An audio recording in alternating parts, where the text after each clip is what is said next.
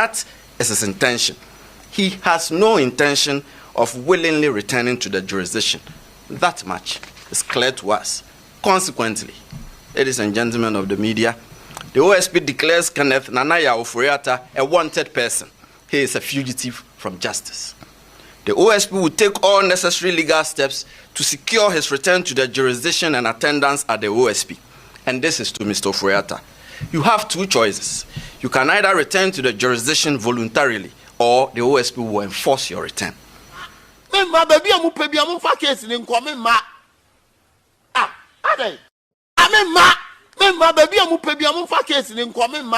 Yamashofo in Akwaba, Edoba, Ambe City. We a breaking news. Edema, the biggest breaking news in Ghana right now. Kisi Ejabeng and Uncle for the name special prosecutor. Menoka say we declare a finance minister wanted. Asemini, former finance minister. You declare wanted. One of the most longest serving finance minister in Ghana. As I'm talking to you, there is no finance minister. Why longest? I think can't say Ofori Atta Ewukrumada. What I say? Or serve almost 8 years. Almost 8 years. Crazy. I want another member. What I say? Menoka said ye Kisi Ejabeng declared finance minister, former finance minister wanted. Young details. Menoka say every by 12 o'clock and it was a finance minister Kisi Ejabeng a press conference, special prosecutor. And na go for the name or your press conference. Now the press conference ni na de obviously press conference no ye ne buaha. It's na out me a press conference. I silenced the press conference in one person. So okay, nipa went in a press conference. What is it? Kisi Ejabeng the press conference of a special prosecutor. And uncle for the name in the press conference of free as the media form brand number cover mame because me was some ekan and a media mukopimo. You mukopimo special prosecutor table. Ni table no geno say enyame bi wo ho a akoso e won nado amembu papa sikedie basa ni na yobi a finance minister ni mobi. What is a finance minister ni mobi and a finance minister ko kwaton sadia frɛ no sombra na office na on ne won komo 1 or 2 bi finance minister wo ja adwuma no se yi nedi into mada no da bi esi na uja adwuma nti why ye bone na ye pese brane ye no wontwetwe nkomo a wo somba and the enti ase and me ankasa me declare wanted ama Ghana phone we say we wanted ti Ghana ni hu wa ponten a otumi report ma ye be chew and na Kisi Ejabeng of Jene microphone or toto papa so saminia ti Kisi Ejabeng abro declare finance minister wanted. The purported raid on Mr. Ofori Atta's residence was staged, or at best an imposter action in an attempt to court disfavor for the OSP and to derail the investigation. You know us very well. The OSP is never deterred by such occurrences, and the investigations will continue as by law prescribed. These occurrences and the OSP's intelligence, which will not be revealed at this time for fear of compromising the investigation, are very instructive as not to put premium on Mr. Ofori Atta's alleged imminent peril should he travel back to the jurisdiction. In any case, the purported medical letter transmitted through his lawyers to the OSP did not state so or demonstrate so. The OSP is unconvinced that the purported medical letter transmitted by Mr. Ofori Atta through his lawyers to the OSP represents a medical report to the effect that Mr. Ofori Atta is incapacitated or is so sickly and invalid to the extent that he is physically unable to return to the jurisdiction without imperiling his life. No serious law enforcement agency, and certainly not the OSP, will be convinced that the purported medical letter stops it from demanding the physical appearance of Mr. Ofori Atta before it in the described circumstances. We are of the firm conviction here that this is only a ruse employed by Mr. Ofori Atta in aid of his intention to avoid returning to the jurisdiction and to personally answer questions in respect of the investigations. We are convinced that the real intention of Mr. Ofori Atta is what was communicated to the OSP in the very first letter transmitted by his lawyers on 31 January 2025. That is, he has left the jurisdiction indefinitely. That was what was communicated to us at the first instance, and that is his intention. He has no intention of willingly returning to the jurisdiction. That much is clear to us. Consequently, ladies and gentlemen of the media, the OSP declares Kenneth Nanaya Ofori Atta a wanted person. He is a fugitive from justice. The OSP will take all necessary legal steps to secure his return to the jurisdiction and attendance at the OSP. And this is to Mr. Ofori Atta. You have two choices. You can either return to the jurisdiction voluntarily or the OSP will enforce your return. Why you wanted? Me no ka say the special prosecutor what I say. Kisi Ejabeng and Ankofudinim we declare finance minister wanted. Menia what ye audio no and what ye video. Asama Kisi Ejabeng oje microphone. Se Ghana voe mombra na me wasem ka. Asembaya or say finance minister ye declare wanted. Nkofu so wache ho kra dada wache ho too much kofu bi so or can because of amembu asenti NSC ya no waba bonten ba be ka say okay the indicate finance minister wanted nya ade papa yi o ye adwuma no an okugina abra ye friend wo kan committee asiko sun say ye man kwan adwuma ye interference kofu bi e man kwan ye adwuma no ejuma ben na akwa we ana onu so suro se na ejuma be born ntina because he say a chese o ma ye form 7 January no munku fie nti kiseja bin so hu se ye be sake ntina wo fie ase eye allegation bi say obo finance minister wanted ni ade because he will krum ha abra ye to aba edema na nado dan kwakufu ado e na odi team bi ba bonten ti se na John Romani Mahama so ati orai the same thing e na nado dan kwakufu ado so tenase no se dabi eso no so team a ye friend special prosecutor ejuma on da nipa ne be ne se obeye interference wo mo disika atwem the past government abra na obeji over every John Romani Mahama nsem no na no ran kwakufu no ati o ote that special prosecutor we what is ote no tie no if you go be in the two no first no kwa ye yinedi so no kwa no ejuma no ntumi ye ejuma no because on so di o man sika ye the first special prosecutor yes akeno se we diska ene kofa kise jaben bae kise jaben so ba no be ye ejuma na eni kokwasan kwa na kise jaben ye ende no wa ye ejuma no ende ntumi ye ejuma no okofo bi begina ho na wa kan nsem bi unhu asama kise jaben ka unhu asem ye kofa kise jaben so me ye special prosecutor wentuma ye ejuma wentuma anchi obi a okromu anje wansi di amagana oman aso kise jaben ni ho obi eno wa kise jaben otumi chi sani panse sani pawe mache no a prosecute no tani pa me na gina mbrem se wadi o man sika nti enche no enje sasika ni fin kise jaben tuma ye bita the past 4 years omo de adwuma she kise jaben sa wontuma ye bi okroma wontuma nchi obi ha mfana mba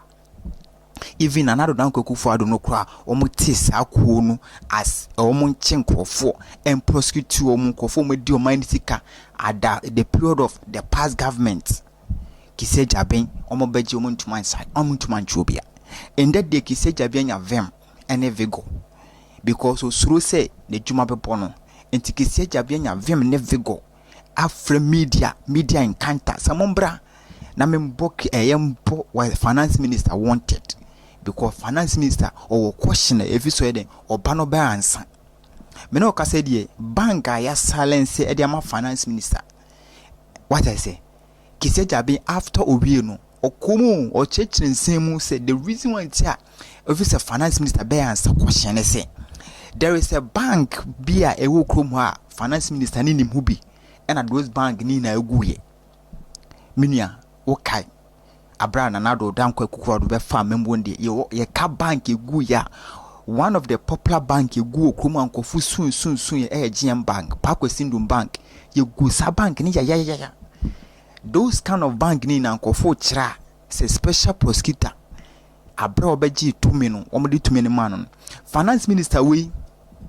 Ofori Atta enimhubi anything that those kind of bank ni na egu ye UMB can say Unity Bank ni na egu ye UT Bank eguye what is Heritage Bank finance minister oguno what is the Royal Bank eguye Central Bank eguye Energy Bank eguye oh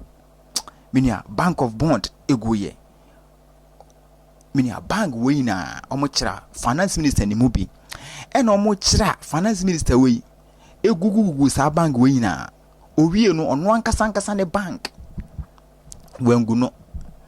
na ne bank no so a wangu no so se Ghana kwakwaji sika ne bank no na sika no efa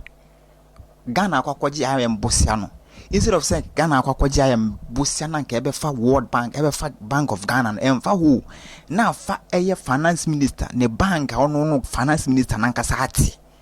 na sika na fa ho na sika na fa ho a finance minister no so won share ewom enti kisia jaben chira those kind of banker finance minister die nima asa bank ni na etum guye abra na no ne bank yes standard ejina so and bank engu ni die eso ba answer questions edemano after that we are also national cathedral finance minister approve sika puduo pa approve the man ko for some fan kusi national cathedral omo ntumi nsi national cathedral man hu no mukotuye into finance minister so ba answer na Ghana for so finance minister die na ko ye gentleman de bia edusu so okwa da okwa ya kwa ma bo sika ye bidia okwa no wabo white top na wa shane white na wa jene black any de owia na okopi mo ministry of finance ni ye boje ne so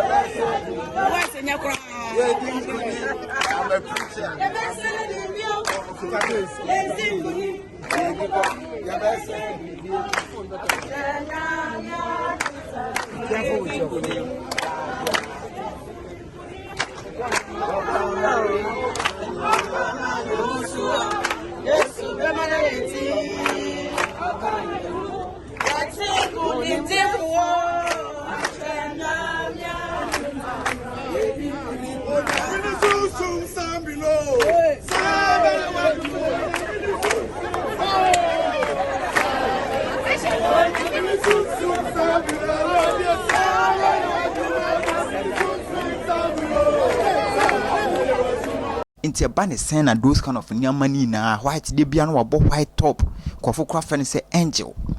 okay kan akomwa sika de budget de a white de jai what to the shem e kan pe bitwa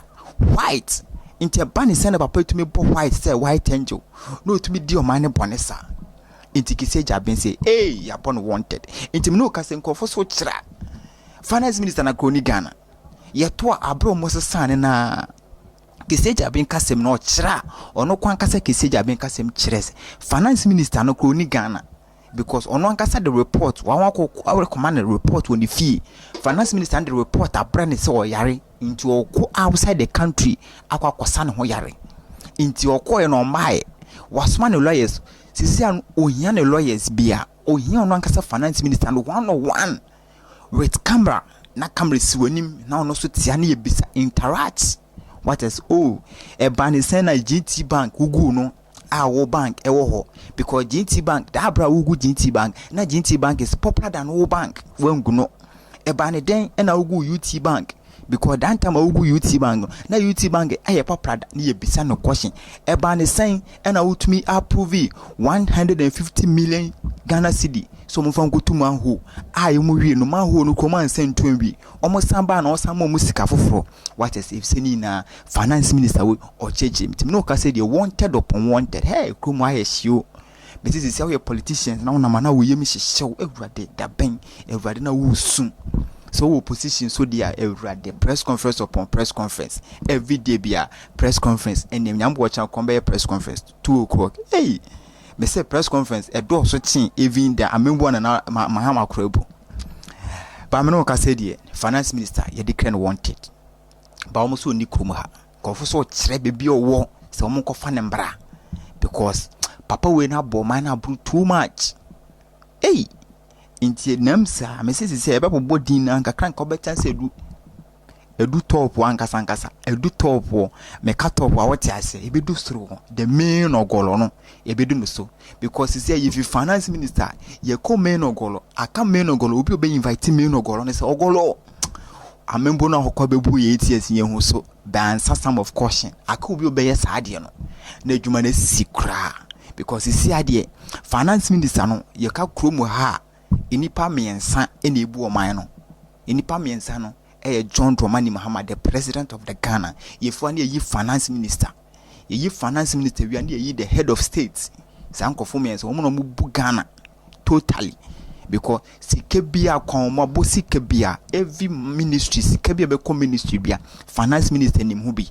Sikebia Ghana Bosia ye bobia finance minister or no team or no make sure say obey bibia paper ways inti Bosia Ghana ye boy na finance minister way.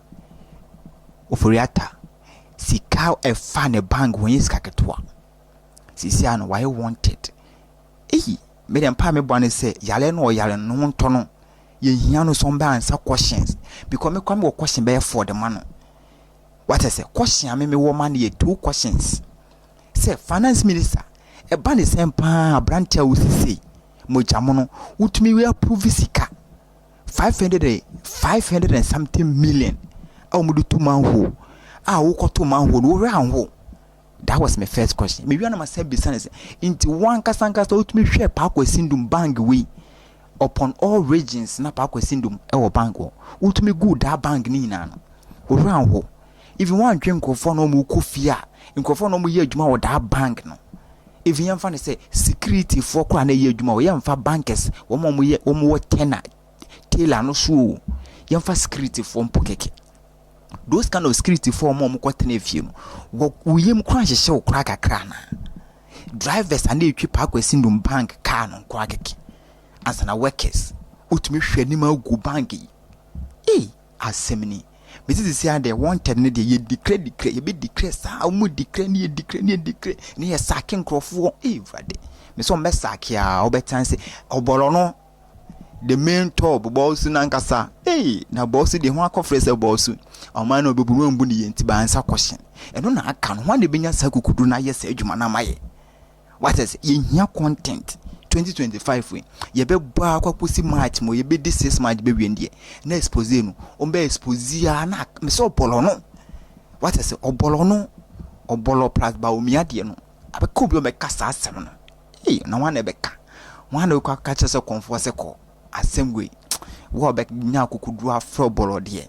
na wan kasa so wo akokodru timno kasa finance minister is wanted into so nam krom kra obetuma afre police na nkwakwche no because zia no ye declare no so ye wanted ye hwehwe no ye hwehwe ni na ye threatens IMF bosia what is Ghana ko born back to back omsi ombra no ba answer questions baby is kind of fire at the same time national cathedral man who no mutu yen sika na osensan no sika na oyi yo approve man microphone one for na beji size ka no one mo so na di anim bechi ye hia so ba ansa the third one some of the banker wo Ghana ha egu ye the fourth one mismanagement of economy almost some of the economy ne man won't man hwe yi what is it most longest serve of finance minister in Ghana can say Ofori Atta from since 2012 or 7 years down what is down na ka pronosrom abrakwa na hard sana na don sake akwa wan sa Canada abra no mo ye demonstration na do finance minister ontwa ho sake no adodi semen sake no wan sake no intizisi ha ne de se ni din wo wanted list ni mu a obi an surprise obi ay aggressive ba na nkofo ka se kisie jaben wanya ade ne ntem because ngofo ko ye ne ntem ye to aba ne wi na nka wa be now se we be declared wanted what I say nka by this time ya tete na akwache no ba sisi na working by this time musu we dwane ko Sri Lanka so mo kira musu internet kura nya adwuma wo ho so wudu ho internet nya adwuma bibia internet nya adwuma just we live normal life aduane de abusu wo say she nsuo na chi si na chi o Sri Lanka wo US baby kura ho no mo so oja yalesa oni US krom kwa na ohu internet ho internet kwa nya adwuma wo ho a so ohu news bia niasa wo chile sa Sri Lanka ho na finance minister ko pie wo de o mani sika na akoto dan wo mbe hunu no wewu